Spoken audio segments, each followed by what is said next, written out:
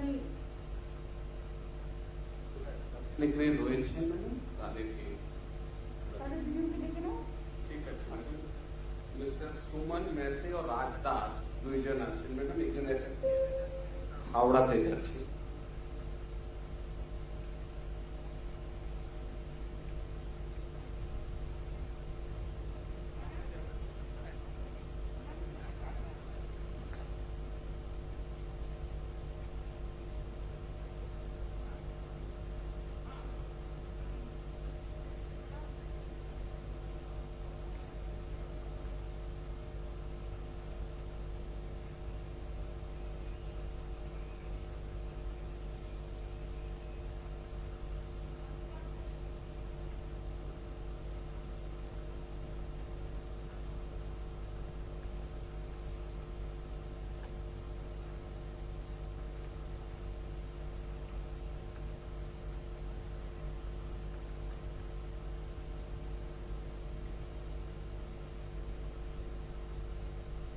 আমরা আজকে নতুন কৃষক বন্ধু যে প্রতিশ্রুতি দিয়েছিলাম নির্বাচনের সময়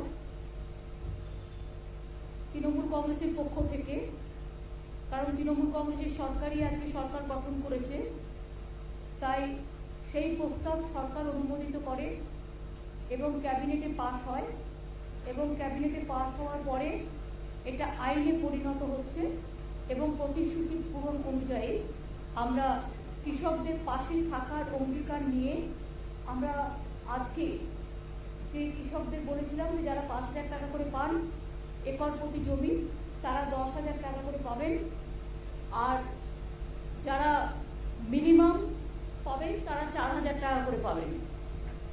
আপনারা জানেন আমাদের এখানে প্রায় 60 লক্ষ মানুষ কৃষক বন্ধু অধীনে আছেন এবং আগে তারা 5,000 টাকা পেতেন এবং মিনিমাম যারা পেতেন তারা 2,000 টাকা পেতেন। আমাদের স্কিমের মধ্যে কিন্তু ক্ষেত মজদুর বর্গাদার তারাও ইনভলভ আছে। আমাদের 1 একর জমিতে 10,000 টাকা পাবে দুবার বছরে, 10,000 টাকা 5,000 5,000 করে দুবার পাবে, কিন্তু ক্ষেত মজদুর এবং বর্গাদার যারাও আছে তাদের মধ্যে কিছুই নেই, 1 কাঠা জমি 2 কাঠা জমি, তাতেও কিন্তু মনে রাখবেন তারাও কিন্তু মিনিমাম 4,000 টাকা পাবেন। আগে 2,000 টাকা পেতে ডবল করে দেওয়া হয়েছে। আর কেন্দ্রীয় সরকারের যে পরিকল্পনা তাতে খুব কম লোক পায়, আমাদের পরিকল্পনায় প্রায় 60 লক্ষের উপর কৃষক পায় এবং কেন্দ্রীয় সরকারের পরিকল্পনায় 2 একর জমি থাকলে তবে পাবে, তা নাহলে পাবে না। আমাদের কিন্তু আমরা সবাইকে দিই। আর দ্বিতীয়ত হচ্ছে যে কেন্দ্রীয় সরকার টাকা সবাইকে দিচ্ছে না এবং কম দিচ্ছে এবং তাদের প্রজেক্টে কিন্তু ক্ষেত মজদুর বর্গাদার কেউ নেই, এটা মাথায় রাখবেন। সুতরাং এটা আমরা করছি, আজকে আমরা এটা লঞ্চ করছি।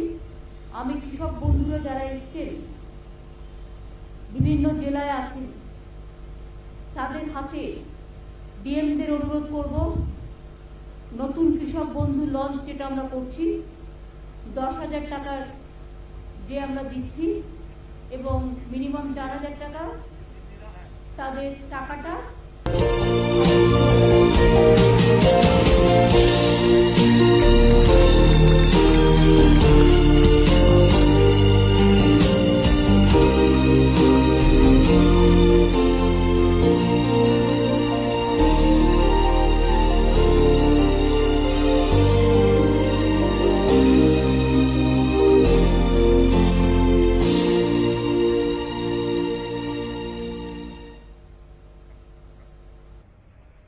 এবং আপনাদের জানান যে আজকে দিতে শুরু হলো, সারা রাজ্য জুড়ে বহু কৃষকের হাতে টাকা আজকেও তুলে দেওয়া হবে এবং বাকিদেরও আস্তে আস্তে পেয়ে যাবে বাকিরাও।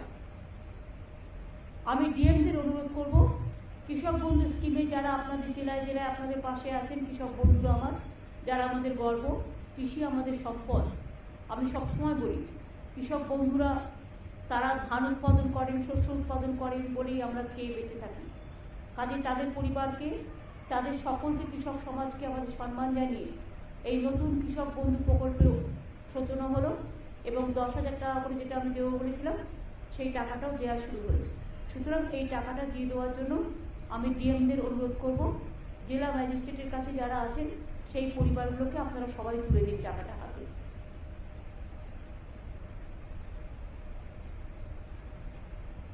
আমরা দেখতে পাচ্ছি, আপনারা টাকাটা তুলে দিন সবার হাতে।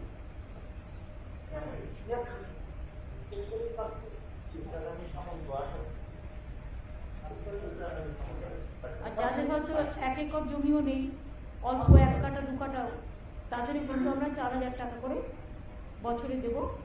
এবং আগে যারা 2,000 পেতেন তারা এখন টাকাটা ডবল হয়ে গেছে, 4,000 পাবে। এটা খুব বড় প্রজেক্ট, সারা ভারতবর্ষে বাংলায় প্রথম এই ধরনের একটা বৃহৎ স্কিম কৃষকদের জন্য করতে পেরে আমরা কৃতার্থ। এছাড়াও এই কৃষক বন্ধু স্কিমে কেউ মারা গেলে কৃষক 2 লাখ টাকা পর্যন্ত আমরা দিই। কৃষকদের জমিতে কোনো মিউটেশন ফিজ লাগে না। কৃষকদের শস্য বীমা প্রায় 700 কোটি টাকা আমরা খরচ করি। এছাড়াও কৃষকদের জমি যারা জলে ডুবে গেছে বা নানা রকম এতে অসুবিধে হয়েছে, তাদের জন্য কিন্তু মনে রাখবেন আমরা প্রায় এখানে যেমন এখনো পর্যন্ত আমরা প্রায় 62 লক্ষ কৃষক বর্গাদার ভাগ চাষিদের এই প্রকল্পে নিয়েছি এবং 4,500 কোটি টাকা সহায়তা ইতিমধ্যেই করেছি কৃষক বন্ধু। 28,000 কৃষক পরিবারকে ডেথ বেনিফিট মানে 2 লক্ষ টাকা করে প্রায় 555 কোটি টাকা দেওয়া হয়েছে। কৃষকদের স্বার্থে নথিভুক্তকরণ প্রক্রিয়াকেও সরল করা হয়েছে। জমির উপযুক্ত নথি থাকলেই তবেই কৃষক বন্ধু প্রকল্পে আগে আবেদন করা যেত। এখন নিজে অ্যাফিডেভিট করে বলতে পারে আমার এই জমি আছে, আমাকে করে দিন, তাহলে কিন্তু করবে। এটা রাজ্য জুড়ে কৃষক উন্নয়নের আমাদের পদক্ষেপ। কৃষকদের ইনকাম 3 গুণেরও বেশি হয়ে গেছে, এখন হয়তো আরও বেশি হবে। দেশে অসংখ্য কৃষক মৃত্যুর ঘটনা ঘটছে, প্রায় 6 মাস ধরে আন্দোলন চলছে, কিন্তু বাংলা কিন্তু এক উজ্জ্বল ব্যতিক্রম। সবার ভারত সরকারের কৃষিকর্মণ অ্যাওয়ার্ড আমরা পেয়েছি। খাজনা মিউটেশন ফি মুকুব করা হয়েছে, কৃষক রত্ন সম্মান প্রদান করা হয়েছে, কৃষক বার্ধক্য ভাতার পরিমাণ 750 টাকা বাড়িয়ে 1,000 টাকা করা হয়েছে এবং উপভোক্তার সংখ্যা 66,000 থেকে বাড়িয়ে 1 লক্ষ করা হয়েছে। বাংলা শস্য বীমা প্রিমিয়ামের টাকা টোটাল আমরা দিই 700 কোটি টাকা আমরা দিই। গত খরিফ মৌসুমে 64 লক্ষ কৃষককে এই বীমার আওতায় আনা হয়েছিল। 9 বছরের প্রাকৃতিক দুর্যোগে ফসল নষ্ট হয়ে যাওয়ার কারণে ক্ষতিগ্রস্ত প্রায় 1,20 লক্ষ কৃষক পরিবারকে নতুন করে চাষ করবার জন্য আমরা 3,500 কোটি টাকার আর্থিক সহায়তা দিয়েছি। ইয়াস হওয়ার পরেও দুয়ারে আমরা ত্রাণ চালু করেছি, তার মধ্যে ক্ষতিগ্রস্ত কৃষক ও অন্যান্য ক্ষতিগ্রস্ত মানুষদের আমরা সাহায্য পৌঁছে দিচ্ছি। 5 সপ্তাহের মধ্যে 5-6 সপ্তাহের মধ্যে তাদের ব্যাংক অ্যাকাউন্টে টাকা পাঠিয়ে দেওয়া হবে। আপনারা জানেন অভাবী বিক্রি বন্ধ করতে আমরা চাল কৃষকদের থেকে কিনি এবং আমরা 18 টাকা 88 পয়সা কেজিতে, যা মিনিমাম সাপোর্ট প্রাইসের থেকেও বেশি আমরা কিনি এবং আমরা যেটা প্রকিউরমেন্ট করি সেই প্রকিউরমেন্টও আমরা কিন্তু চেক দিন চেক নিন এইভাবে করি। আমরা অন্যান্য ফসলের অভাবী বিক্রি বন্ধ করতেও বিশেষ তহবিল গঠন করেছি। 66 লক্ষ কৃষককে আমরা 2,415 কোটি টাকা আর্থিক সহায়তা দিয়েছি। রাজ্য জুড়ে 186টি কিষাণ মান্ডি তৈরি হয়েছে। 70 লক্ষ কৃষককে কৃষক ক্রেডিট কার্ড দেওয়া হয়েছে। আগে 2011 সংখ্যাটা ছিল মাত্র 27 লক্ষ। আরও 20 লক্ষ নতুন কিষাণ ক্রেডিট কার্ড প্রদান করা হচ্ছে। 50 লক্ষের বেশি সয়েল হেলথ কার্ড মানে মাটির জমি পরীক্ষার কী রকম মাটি সেটা আমরা করছি। 1650টি কাস্টম হায়ারিং সেন্টার স্থাপন, নামে মাত্র ভাড়ায় ক্ষুদ্র প্রান্তিক চাষিদের কৃষি যন্ত্রপাতি ব্যবহারের সুযোগ দেওয়া হয়েছে। অনেক ছেলে মেয়ে এখন কাজও পাচ্ছে। ইয়াসের আগে পাকা ধান তাড়াতাড়ি কাটতে আমরা প্রচুর হারভেস্টারদের কাজে লাগিয়েছিলাম, ফলে অসংখ্য কৃষকের ফসল আমরা বাঁচাতে পেরেছি। এছাড়াও মনে রাখবেন রাজ্যের 6টি জেলায় বীরভূম, বাঁকুড়া, পুরুলিয়া, পশ্চিম বর্ধমান, ঝাড়গ্রাম, পশ্চিম মেদিনীপুর প্রায় 50,000 একর পতিত জমিকে কাজে লাগিয়ে পরিকল্পিতভাবে এগ্রিকালচার, হর্টিকালচার, মাছ চাষ, পশুপালন ইত্যাদি করার জন্য আমরা মাটির সৃষ্টি প্রকল্প চালু করেছি। ইতিমধ্যে 13,000-এর বেশি পতিত জমিতে কাজ শুরু হয়েছে। ইলেকট্রনিক ডেলিভারি সিস্টেম চালু করা হয়েছে, ডেলিভারি সার্ভিস সিস্টেম। বাড়িতে বসেই জমির পর্চা, মিউটেশন, কনভার্সনের মতো পরিষেবা আমরা অলরেডি দিচ্ছি। আর একটা হচ্ছে ইয়াসের সময় 24 পরগনা ও পূর্ব মেদিনীপুরে যেসব এলাকায় চাষের জমিতে নোনা জল ঢুকে গেছিল, সেখানকার 2 লক্ষ চাষিকে সল্ট টলারেন্ট অর্থাৎ নোনা স্বর্ণ ধানের বীজ ও অন্যান্য ইনপুটও দেওয়া হচ্ছে। আজ এরকম অনেক কৃষককে সেই কিট, প্রতি কিটে আছে 6 কেজি নোনা স্বর্ণ ধানের বীজ, মাইক্রোনি নিউট্রিয়েন্ট, বীজ শোধন করার কেমিক্যাল তুলে দেওয়া হচ্ছে। ডিএমরা তাদের কাছে যে চাষিরা গেছেন এই দুটো জেলার দক্ষিণ 24 পরগনা, উত্তর 24 পরগনা এবং মিদনাপুর পূর্বে নোনা জল ঢুকে গিয়ে ধানগুলো যে নষ্ট হয়ে গেছে, সেগুলো আমরা স্বর্ণ ধান করবার জন্য আমরা এখানে নতুন করে কিট আবিষ্কার করেছি এবং অনেক কৃষককে সেই কিট, নোনা স্বর্ণ কিট, প্রতি কিটে আছে 6 কেজি নোনা স্বর্ণ ধানের বীজ, বীজ শোধন করার কেমিক্যাল সহ অনেক কিছু, এবং চাষিদের সুবিধের জন্য যৌথ বীজতলাও করা হচ্ছে। সুতরাং আপনারা বুঝতেই পারছেন, আমরা বলেছিলাম স্বর্ণ ধান যেখানে জলা জমিতে প্রতি বছরই জমি ভেসে যায়, ধানগুলো পচে যায়, সেখানে আমরা নতুন ধান উৎপাদন করব, তাতে চাষিরাও বাঁচবে, তাতে আমাদের উৎপাদনও চলবে এবং তাতে প্রতি বছর যে ঝামেলাটা, বিশেষ করে বন্যা এবং জল জমা, তাতে চাষিরা বাঁচবে। এইসব কাজগুলো করা হয়েছে। আর আজকে একটা বই লঞ্চ করা হচ্ছে, প্রতিশ্রুতি পূরণ, কৃষক বন্ধু নতুন। এটা আমি সৌম্যকে বলবো যে সব প্রেসকে, ওঙ্কার সব প্রেসকে দিয়ে দেবে, আপনারা এটার থেকে ডিটেলস পেয়ে যাবেন।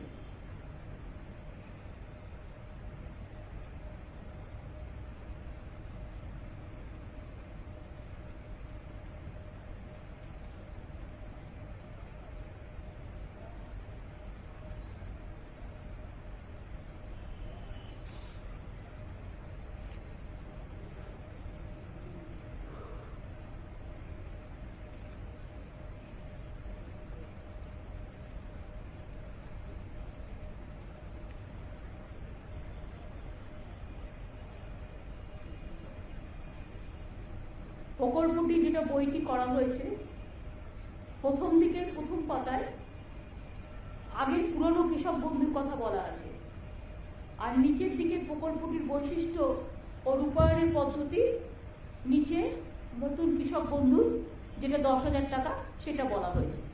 বইটার প্রতি আপনারা একটু লক্ষ্য রাখবেন, ওপরের দিকটা আগে 19-এর এটা বলা হয়েছে, আর আজকে যেটা অ্যানাউন্স করা হলো 10,000 টাকার, এটা হচ্ছে একদম আর্থিক সহায়তার বিবরণ, প্রকল্পটির বৈশিষ্ট্য, রূপায়ণের পদ্ধতি, এটা কিন্তু নিচে দেওয়া আছে, নিচে এই প্যারাগ্রাফে, যেটা নতুন হয়েছে। তাহলে পুরনো নতুনটার সাথে যে তার পার্থক্যটা, সেটা আপনারা মিলিয়ে নিতে পারবেন। বাদ বাকি সব ঠিক আছে। এবং এই বইটা পেলে আপনারা আমাদের কৃষিকাজ সম্পর্কে যে কথাগুলো আপনাদের আমি বললাম, তার কিছুটা অন্তত পাবেন।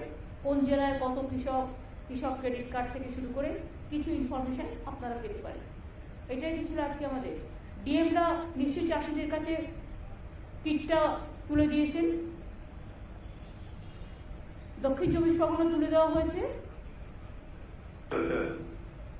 উত্তর 24 পরগনা, তুলে দিয়েছিলেন, পূর্ব মেদিনীপুর, তুলে দিচ্ছি, সব জেলায় তার মানে মোটামুটি তুলে দেওয়া হয়েছে, তাই তো? আর বাদ বাকি যেগুলো বাকি আছে, কিটস গুলো তুলে দিন, নোনা জলের যেটা স্বর্ণধান কিটস, এতে চাষিরা উপকৃত হবে এবং ভালো করে চাষ করতে পারবে। আর তাদের যে ক্ষয়ক্ষতি হয়েছে সেটা 1 এপ্রিল থেকে 8 এপ্রিল পর্যন্ত রিভিউ করে আমরা দিয়ে দেবো, বা ডাইরেক্ট ব্যাংকে টাকা চলে যাবে। জুলাই কোথায়? হ্যাঁ, 1 জুলাই থেকে আর 8 জুলাই মধ্যে।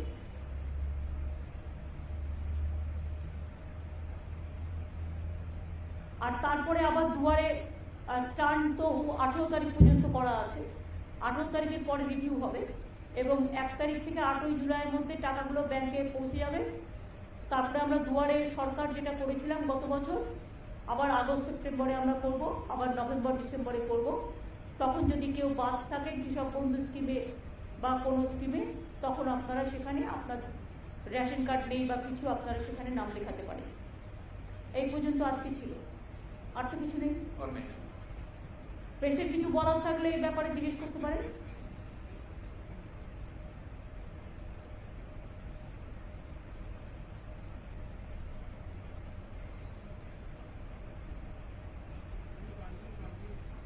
এখনো ভেবেই আসেনি।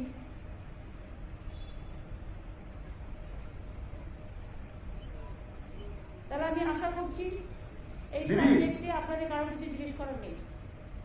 দিদি, হ্যাঁ, আপনি ইতিমধ্যে রাজ্যে বর্ষা ঢুকে গেছে এবং কদিন আগেই ঘূর্ণিঝড় আর ফলে কিন্তু অনেক ক্ষতি হয়ে গেছে। সেন্ট্রাল থেকে টিম এসেছিল, ঘুরে গেছে। আমফানের সময় আমরা দেখেছিলাম, এসেছিল, ঘুরে গেছে। এখনো পর্যন্ত এই যে লাস্ট যে ঝড়টা হলো ইয়াস, তার জন্য কোনো ক্ষতিপূরণের কথা সেন্ট্রাল থেকে জানিয়েছে? না,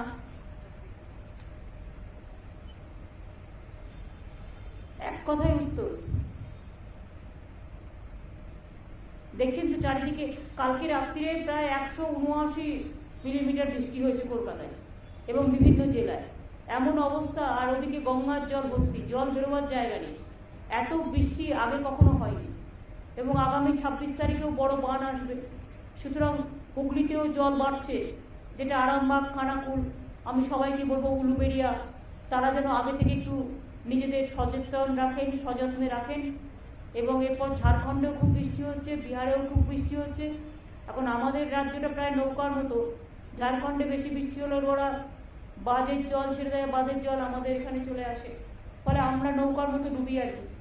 সুতরাং বিশেষ করে হাওড়া জেলা, হুগলি জেলা, বর্ধমান জেলার কিছুটা, মিদনাপুরের কিছুটা, আর বান আসলে তো বানের জল বে অফ বেঙ্গল, তাতে তো অনেকটা হয়। ইভেন কলকাতাতেও জল ঢুকে যায়, গঙ্গা টোটালটাই ভরে যাচ্ছে, এমন বেশি বৃষ্টি হচ্ছে। সুতরাং সবাই সাবধানে থাকবেন, ভালো থাকবেন, এইটুকু বলার। কারণ প্রকৃতি তো আমাদের হাতে নেই, প্রাকৃতিক দুর্যোগ আমাদের ফেস করতে হচ্ছে। আমরা বোমার নাম শুনেছি, কিন্তু বৈদ্যুতিক বোমা, যেরকম বৈদ্যুতিক বোমার মতো বিদ্যুৎ চমকাচ্ছে আর এক একটা বিদ্যুতের লোক মারা যাচ্ছে, এইরকম তো আগে কখনো প্রকৃতিকে আমরা দেখি। সুতরাং প্রকৃতি একটু দুরন্ত হয়ে গেছে এবং গ্লোবাল ওয়ার্মিং, এটা তো আগেই বলা আছে, গ্লোবাল ওয়ার্মিং এর ফল প্রকৃতি। সব রাজ্যে প্রচুর লোক মারা যাচ্ছে এই বিদ্যুতেও। যদি মাধ্যমিক উচ্চ মাধ্যমিকের মূল্যায়নটা নিয়ে কতটা এগোলো? ওটা কালকে পুরো অ্যানাউন্স করে দেবে। জুলাই মাসের মধ্যে রেজাল্ট বেরিয়ে যাবে আর বাদ বাকিটা কালকে অ্যানাউন্স করে দেবে এডুকেশন ডিপার্টমেন্ট। একাধিকবার দেখেছি যে রাজ্যপাল প্রকাশ্যেই অনেক কথা বলছেন, ইলেকশনের পরেও আমরা দেখছি সেই ব্যাপারটা কন্টিনিউ করছেন। উনি প্রকাশ্যে আপনার সম্পর্কেও বলেছেন, টুইট করেছেন, এবং এখন উনি দিল্লিতে গেছেন, অনেকের সঙ্গেই দেখা করছেন। তো এই ব্যাপারটা নিয়ে যদি কিছু বলেন, আপনার রিয়াকশন যদি একটু পাওয়া যায়। না, আমার কোনো রিয়াকশন নেই। কিন্তু যেভাবে উনি ফাংশন করছেন, অনেকেই তো বলছেন যে সেটা ঠিক নয়। একজন সবাই যখন বলছে তখন আর আমার বলার প্রয়োজন নেই। সবাই তো বলছেন, সবাই বলছেন বলি সবার বলাটাই আমার বলা। আমার নতুন করে বলার আর কি আছে? একটা বাচ্চা হলে বকে চুপ করানো যায়।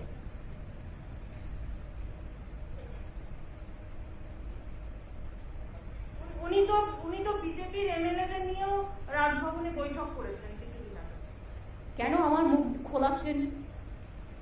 এখানে speech is silver and silence is golden.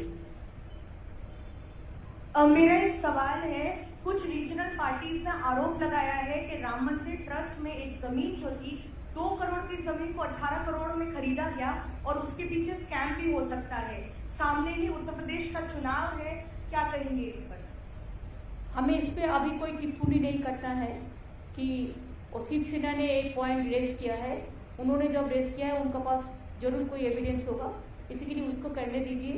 हम उनको पास से डिटेल लेने के बाद हम बोल सकते हैं।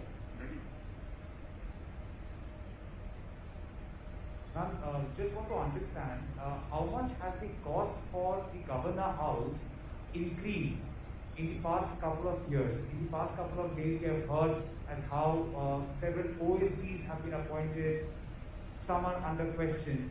Has the cost to operate Raj Bhavan increased in the past couple of years? Because the state government maintains that there is fund crunch. Has the Raj Bhavan cost has increased? That is obviously. But exact figure I cannot give you right now because it is not with me right now, because I was not aware of the facts.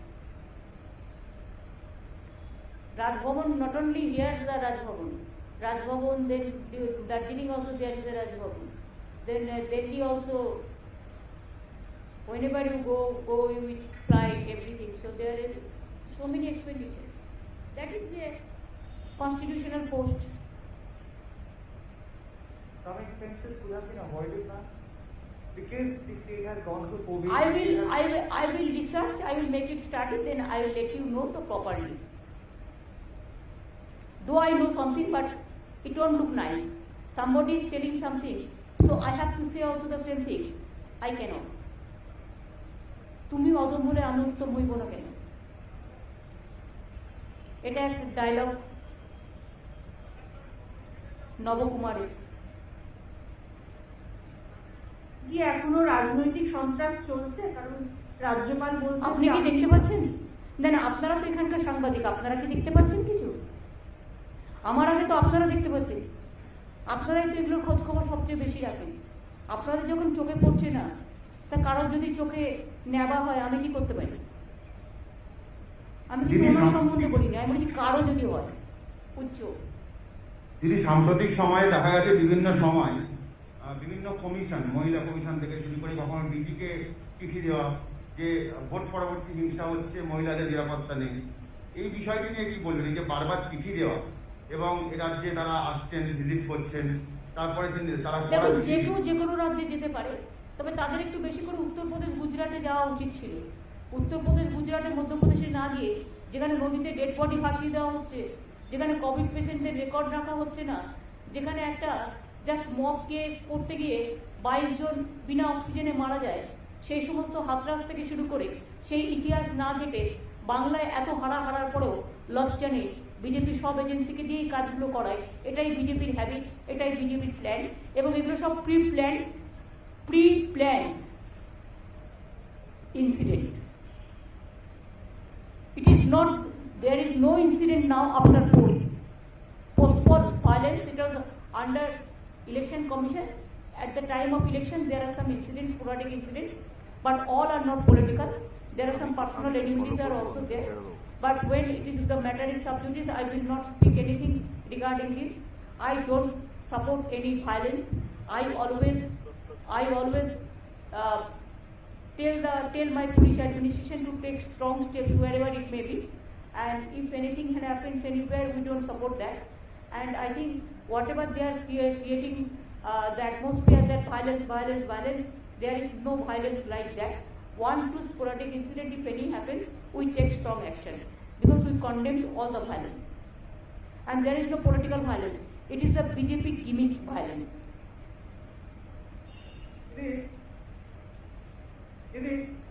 আবার কি বলছি, বিশেষ এক রাজনৈতিক দল উত্তরবঙ্গে যেমন কেন্দ্রশাসিত অঞ্চলে একটা অরাজকতা করার চেষ্টা করছে, তেমনি জঙ্গলমহলেও মাওবাদীদের কার্যকলাপ বাড়ানোর জন্য একটা ষড়যন্ত্র চলছে। না, আমার জঙ্গলমহলের ব্যাপারে আমার কাছে ইনফরমেশন নেই, বাট আমি একটা ভিডিও পেয়েছি। অফকোর্স কেউ বলেছে আমরা সন্ত্রাসবাদী কার্যকলাপ বাড়াবো, সেটার ব্যাপারে সিআইডি, এসটিএফ এবং police will take proper action. তাদের অলরেডি ইনস্ট্রাকশন দেওয়া হয়েছে। বাংলা ভাগ যে করতে আসবে না, সে বুঝবে যে বাংলার একতাটা কত জোরদার, কত শক্তিশালী। বঙ্গভঙ্গ আর করতে আমরা কোনো দিনও দেব না। বাংলাটা আমাদের সবার গর্বের, আমাদের সভ্যতার, আমাদের শিক্ষার, আমাদের সংস্কৃতি, সবকিছু। আর যারা বঙ্গভঙ্গ নিয়ে খেলতে আসবে, কেন্দ্রশাসিত অঞ্চল মানে কি জলপাইগুড়িটা বিক্রি করে দেবে, না আলিপুরদুয়ারের জমিগুলো বিক্রি করবে, নাকি শিলিগুড়ির জমিগুলো বিক্রি করবে, নাকি এগুলো বিক্রি করে চায়না করে খেলবে? মুখে চায়নার কথা বলবে আর অন্যদিকে চায়নার হাত শক্তিশালী করবে, কোনটা? আগে এটার হিসেব দিতে হবে, উত্তর দিতে হবে। আমরা তো সামলে রেখেছি, আমাদের এখানে তো কোনো গন্ডগোল নেই। কোথাও কোনো ঘটনা ঘটলে আমাদের পুলিশ সঙ্গে সঙ্গে তাকে ধরে ফেলবে। দিল্লির পুলিশের থেকেও আমাদের পুলিশ অনেক ভালো কাজ করে।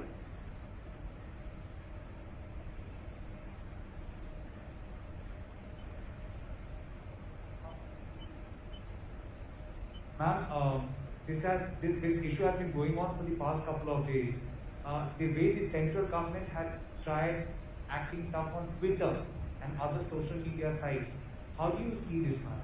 Twitter has been, asked to follow. Very unfortunate. This is very unfortunate. They cannot control Twitter. That's why they want to bulldoze Twitter.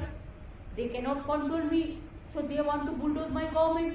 They want to bulldoze my party. They cannot control some journalists, so they want to kill them. So that is their phenomena. And one day there will be an end. There will be an end of everything. I condemn this. আমি আপনাদের কাছে বলি, আমাকে chief secretary জানালেন যে আমরা যে announcement করলাম 10,000 টাকা করে আজ থেকে দেওয়া হবে, ইতিমধ্যেই আজকেই 9,78,531 জন কৃষক বন্ধু ফার্মার্স 22টা ডিস্ট্রিক্টে 290 কোটি টাকা রিলিজ করা হয়েছে direct bank transparent bank DBT সিস্টেমের মধ্যে দিয়ে। ইতিমধ্যেই দেখুন অ্যানাউন্স করার সাথে সাথে লঞ্চ করার সাথে সাথে 9,78,531 জন কৃষক বন্ধু ফার্মার্স অফ অল 22 ডিস্ট্রিক্ট 290 কোটি টাকা আজকেই রিলিজ করা হয়েছে ডিবিটির মাধ্যমে। কনগ্রাচুলেশন। বাদ বাকিগুলো দিয়ে দিতে হবে।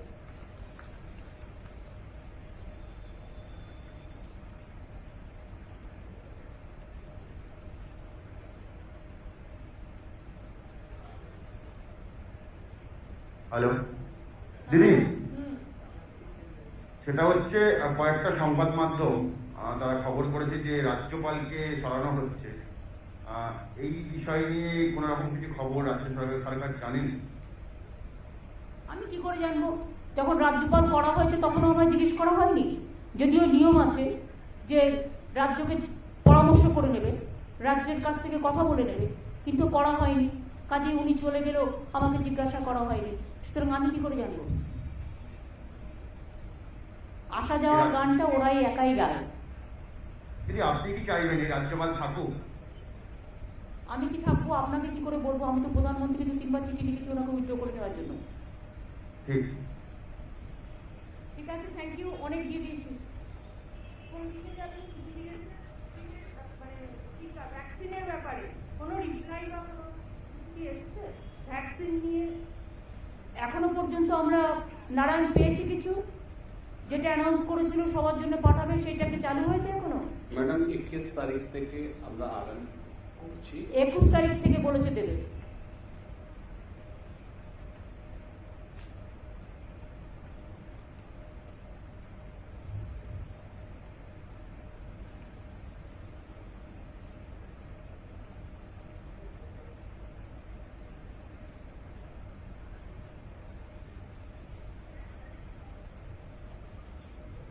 না দিদি, রাজ্যপাল কেন্দ্রীয় কয়লা মন্ত্রীর কাছে গেল, আজকে সকালে রাষ্ট্রপতি দুয়ারে দুয়ারে ঘুরে বেড়াচ্ছেন। তো মাননীয় রাজ্যপালের যদি কয়লার কোনো কাজ থাকে তো উনি যেতেই পারেন কয়লা মন্ত্রীর কাছে। এটা আমি কি করব? সেটা ওনার ব্যক্তিগত ব্যাপার।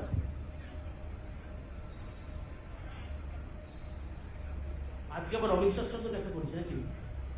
সে করতেই পারে। উনি কার সাথে দেখা করবেন সেটা ওনার ব্যাপার, উনি তো ওদেরই লোক। এসব আপনারা লিখুন ভালো করে।